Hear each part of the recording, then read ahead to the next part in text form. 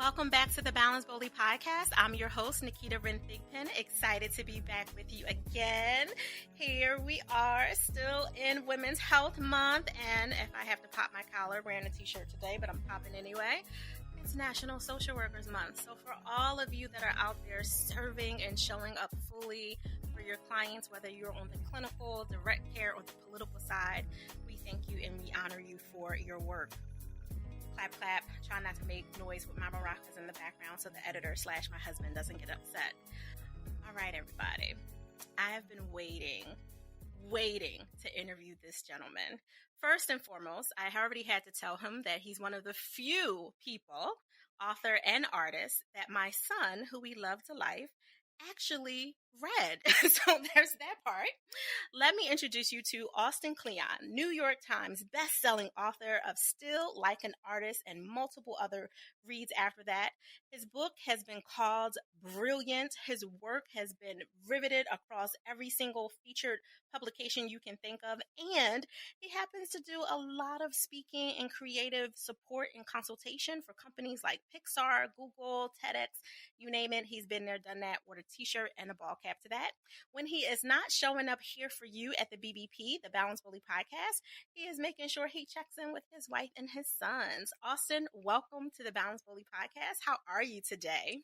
I am delighted to be here. Thank you for having me. Thank you. You know, I am super excited for all the reasons that I shared with you in the green room before we got started. I would love for you to tell everyone about your new edition of your book, your 10-year anniversary of the book that my son actually read, by the way. Yeah, and that's the biggest compliment to me. I actually hear from a lot of people who say, I don't like to read books, but I read your book, which I think other authors would be like, well, I want people who do read books to read my books, and I'm the opposite. I want to hook the people who don't. It's not as easy. So a huge compliment to me. Yeah, it's the 10th anniversary of Still Like an Artist, which is a little book I wrote 10 years ago. It was sort of it began as a talk I gave to some students. And you mentioned my wife before. She's sort of the shadow editor of all of my work. And when I was asked to give a talk to some community college students in upstate New York, I was 27 years old. I wasn't that much older than some of the students in the audience, so I wasn't really sure what to say to them. And we went for a walk, and my wife told me, well, the best talk I ever heard was a woman got up and just listed 10 things she wished she had known when she was a student. I said, that's great. I'll steal that. So I wrote this talk called Still Like an Artist, which was everything that I sort of wished I had heard when I was 19.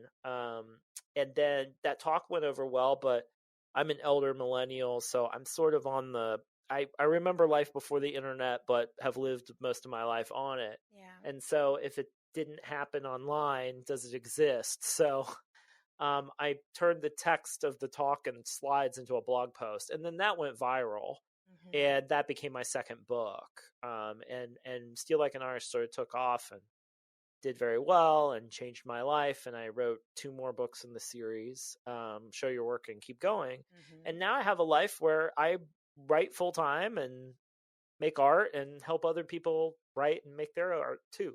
No, I absolutely love it. I was rereading your book just to make sure, I could keep up with everything and see all the nuances. And I love that you pretty much kept everything the same as the first edition. I didn't notice, and you might have made some editorial changes, but I didn't see anything noticeable. Yeah. One of the things that stood out for me amongst many was when you said step away from the screen and build your world, which who knew 10 years ago you would be speaking so vocally to so many of us who have a hard time, whether you're a full-time entrepreneur like I am, building an empire, or you're working at a nonprofit, really passionate about the work that you're doing, but you feel like you're stuck to the screen and not actually able to enjoy the life that you're working so hard to create.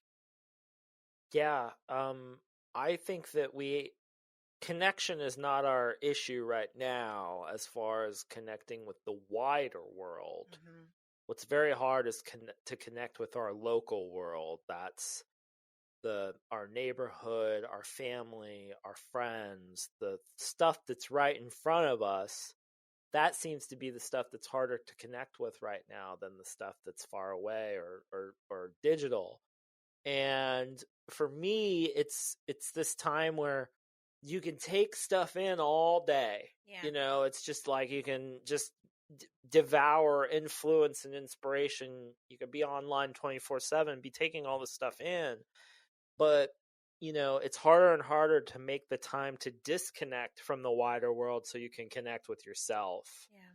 And I think that's the primary challenge when someone wants to do creative is you literally have to make a time and a space in the day in which you will sit somewhere and no one can get at you, and you sit there with your own thoughts and everything that you've taken in, and you try to make something of that. Mm-hmm. And I think that has been the challenge. It's not as new of a challenge as you might think. You Right. know, I mean, writers have complained about being distracted for hundreds of years. You Mm-hmm. know, I remember there was a great part. I was reading Henry David Thoreau's journal, and there's a part where he complains about reading a weekly newspaper, Oh. that takes him too much away from his day-to-day life. So he decided to stop stop reading the weekly newspaper so he could focus on his own work. I thought that's hilarious because nowadays a weekly newspaper seems about the right amount Mm-hmm. of Absolutely. news, right? And so it's like it's just funny how it changes. But you know, the more things change, the more they say the same. It's always hard to sit down. It's always been hard to sit down with nothing and try to make something. Absolutely. No, my husband is a writer too when he's not editing. And I like how you said shadow editor. I'm going to start using Yes. that for him. Yes. I'm the beautiful one. He is absolutely the brilliant one when it comes to, to all the things. And as a writer, as a creative who doesn't like to borrow, from other things, but also wants to be inspired. I think Uh-huh. sometimes the challenge that comes up when we're in our conversations, because I'm a non-traditional creative, I Uh-huh. can't draw. I'm not the traditional writer, like a singer, dancer, all of that. My creativity is in how I synthesize information and how I help Yeah. couples amplify their intimacy ultimately. Yeah. And when we're having those powwow conversations, he's like, wait, that's too much information right now. And I have a thought. You're going to throw me off, like back up. And you pointed out something in your book when I was flipping through the pages and reading that nothing is original, right? Everything is autobiographical. At some point, you're speaking to a past version of yourself. And even for the things you think you created, I create a lot of words because I don't always talk well, so I talk kind of funny. So I thought I made up a word called careerpreneur, and I was so serious. Wrote a quick little book about it, just a few, dreamer to believer steps. And then I happened to look it up, and I was like, "There's two other books named careerpreneur that have my word that downloaded into Yeah. my spirit that I thought I made up." And my husband is often saying, like, that's why you can't talk to me when I'm in the zone. I don't want to take your idea thinking that it's Mm. mine, which is Yeah. opposite of what you're really teaching. Right. It's an intentional influence, Right. right? It's influence is something that's not passive but active. Yeah. Part of the problem with English speakers is that we don't really have a grammar for influence. Mm. So what I mean by that is you'll hear people say like, "Oh, well, I'm influenced by Picasso." Ah. Well, that makes it sound like Picasso did something when it was actually you did something. You looked at a lot of Picassos and then you took inspiration from them. Mhm. And so a lot of Steal Like an Artist is about the reason I like the word steal, which is fairly controversial and Mhm. still is that it's a direct kind of it's an action thing. It's about casing the joint, kind of looking for the stuff that you can use and then taking it and Yeah. doing something with it. And so that to me was enormously helpful to me as a young person, is to not just be ambiently influenced by whatever comes around, but to actively seek influence and to just go deeper on stuff than other people would, and to Mhm. really be a student. that's something that comes out. One of my favorite lines in the book is from the RZA, who's like, whether I went to school or not, I would always study. And there's that sense that the true artist is a real student of the form, and goes deep and will. That's why I always loved like crate digging in hip hop and DJing. This idea of like, how much will you dig, so you can scratch. It's like digging and scratching, like how deep can you go back and to find the nugget, and I feel like that is so much of what the book is about. Is it's about being a student, but a self-directed, self-motivated student. Absolutely. I'm sitting here thinking like Austin is creating a healthy debate tonight. I can already hear it coming up with my husband, because as you're breaking it down and you're explaining, 100% is exactly what he means. Like when he's intentionally trying to be a student and, absorb, that's when he has the space for it. But I happen to work from home full time for the last 11 years. So I just come down and knock into his space when he's in the zone, like, hey honey, do you want some tea? Right? Like I'm coming in and he's like, I'm trying to write about a criminal mystery and you're talking about peppermint tea. Get out of here. Right, exactly. Have you seen Phantom Thread? Have you watched that movie? No. With Daniel Day-Lewis? There's a point at which she brings him some tea. Oh. And he's like, get out of here. And she's like, and as she leaves, he says, the tea is leaving. The interruption is still here. He's like, get out. But you reminded me, as someone who's married to a creative, being married to a creative person is so difficult. You might like Phantom Thread. I love that movie. It's very dark and it's very it's about a dressmaker and his relationship with this new woman and how she sort of manipulates him into being around and not being 100% into his dressmaking. It's I won't say anymore. I think you'll like it. It's twisted. It's good. I will watch it and not watch it with him before he says, "You're the woman with the tea." Maybe, yeah. We'll see. We'll see who you identify with. I will, and then I'll send you an email through the circuit to let you know. Tell me how you like it. So you were, I definitely will. You made some really good distinctive points, which I know had to come from a personal space. And as you said, because nothing is original, everything is autobiographical, you're clearly talking to a younger version of yourself, right? Like when you're on the stage originally, pouring into the folks before you turned it into a book. I was going to say a movie, but maybe movie for the book. Boy, I wish. I'd like some option money. That would be nice. Listen, everybody out here listening, you heard them. I know we got some major filmmakers and some connectors out here that are listening. You talked about imposter syndrome. Yeah. Which is not common for men to talk about. It is very common for all humans to experience, but usually inside the female circuit is where we talk about, battling it, extinguishing it, and all the things. And you talked about it from the original, psychological definition of when people are basically unable to internalize their accomplishments, right? Right. And in layman's terms, when they feel like they're a phony, virtually an imposter. Yes. No matter how much they've amassed and how much they've accomplished, this new thing that they're working on, or this new way of being that they're trying to step into, feels false to them because they haven't really felt like they deserved it and have earned it. When you were going through your various stages over the last not even almost 10 years at this point, from point A, book 1, to all the books and journals and things in between, to the 10-year anniversary, was that something that came up for you, or was it only something that you felt like you were challenged with when you were very new to this world? Great topic. I mean, what's the joke? God give me the confidence of a mediocre white man. Never heard that one. So yeah, I mean, like, I think that the thing is, Ira Glass has a great talk where he talks about, when you start out, there's just this enormous gap between your taste, which is up here, Yeah.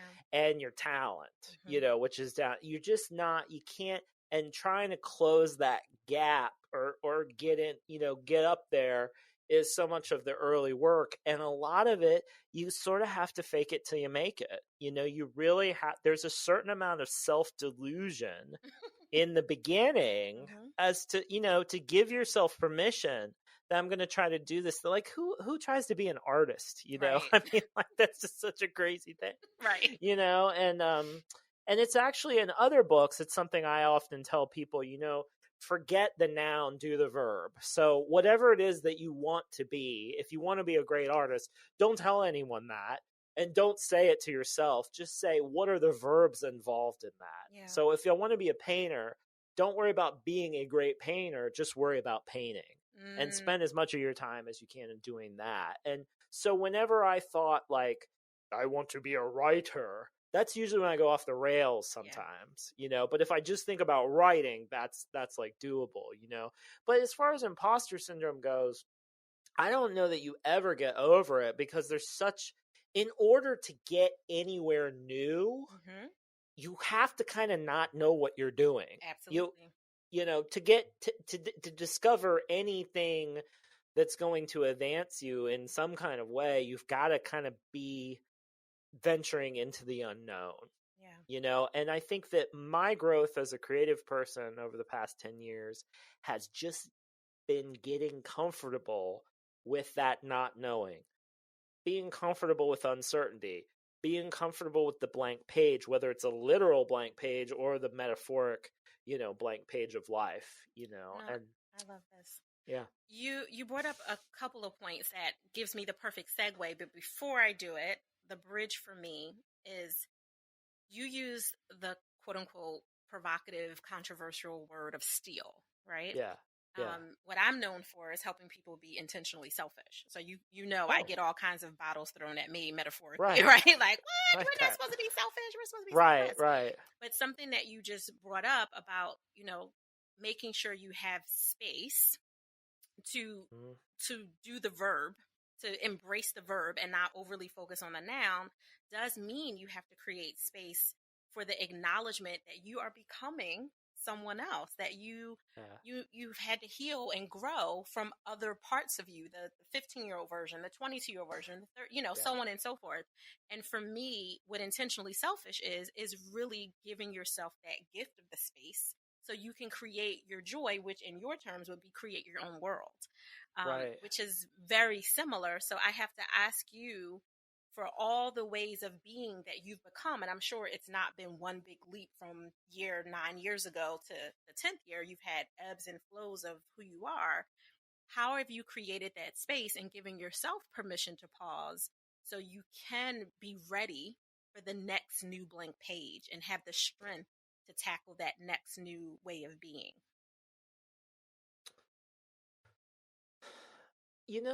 It's funny because I was gonna, when you were first asking that, I was gonna say, well, that's why I like being a writer, because if I open my notebook, Mm-hmm. that is a space that I go to, and that is a blank, that is a pause in life. When the notebook is open, it becomes almost like a walled garden, that it's a protected space, like no one else is there. And so, I was going to answer like, well, I open my notebook and say, you're here for the next 45 minutes and you're here to make something happen, or Mm-hmm. let something happen, actually. Yeah. I think that's the other thing that's happened to me over the years is I used to think that artists made something happen, that forced something to happen. And I think now a lot of creative work is clearing space, creating a space in which things can come forth, Mm-hmm. rather than you're trying to push something into being. You're actually making the space so that things can appear. And I've always loved that. There's a feminist thinker that I really has inspired me. Her name was Ursula Franklin, and she was a Canadian writer, and she wrote a lot about technology.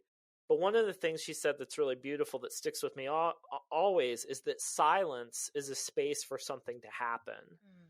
So if you think about a conversation, when you pause and you don't speak, you create silence, and then that becomes a space, almost as if the space is an invitation. Mm-hmm. You're inviting the other person to fill the space simply by pausing and letting them go. And so I think of space in different ways. Clearing space, it could be something as simple as, I'm going to clear this table off, and this is going to be where I work on my thing this week. Or I'm going to, pull everything off the cork board, and this is going to be the new book is going to start here. Like whatever it is, there's something about clearing space that invites things to come. Absolutely. And for me, when you're intentionally selfish enough to take the time to clear the space, to give yourself that permission to pause, that's when you get to allow all those new downloads or people or places or things, whatever that is, to come in.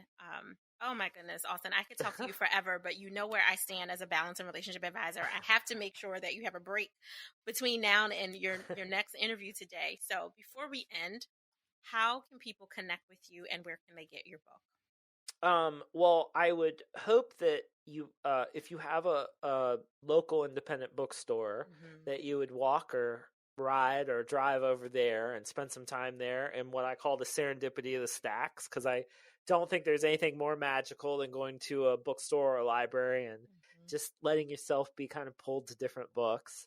As great as, the online world is, I think there's something about a bookstore and a library. So I hope you check it out that way. As far as contacting me or getting in touch with me, I'm very easy to find. I'm austinkleon.com, and that's where my blog is, and that's where my newsletter is, and that's really my main hangout online. So y'all can stop by and say hello. No, I love this. And now I have to show your work. And the Still Like an Artist journal for my son for his 26th birthday. Oh, yeah. That's coming up in a few months. So he'll have more things. He can say, hey, I actually read this, Mom. Don't be mad at me. And when he gets old enough, you can get him to keep going, which is the third. Yes, that's right. And I did see that, and keep going. Oh, he might get a stack of books. All right. Thank you for that. They do make handy gift items. They do. We literally gave him that to his 22nd or 23rd. We gave him your book. And I think we gave him maybe a couple $100s in cash because he wanted to get some more paint supplies. And we were like, well, here you go. Because we can't just give him money. We just couldn't do it. So that's what I tell people. I said, give him a copy of this hardcover and stick some cash in there. And you got your graduation gifts. You got it all squared away. No, absolutely. It was the perfect gift. And I'm glad that you took the time to transcribe it from your stage to the slides to the book 10 years ago. Well, please give him my best and say that he's got the best.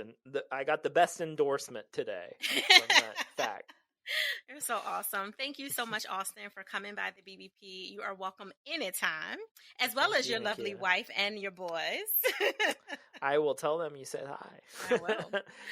Thank you, Balance Boldly listeners, for staying tuned with us. If you are not familiar with the show, make sure you subscribe, rate, and share so other people can get access to these wonderful balance tools. And especially this episode, I am geeking. I am not a fangirl at all, but I am so excited to have had Austin Kleon here. So thank you. And of course, make sure you pick up one or multiple of his books and share with all the artists, the creatives, the entrepreneurs. There's so much good stuff, not just for quote unquote traditional artists in this book. Make sure you pick it up at a store that you can walk to near you. I'm Naketa Ren Thigpen, and until next time, I want you to enjoy the balance of your day, but do it boldly.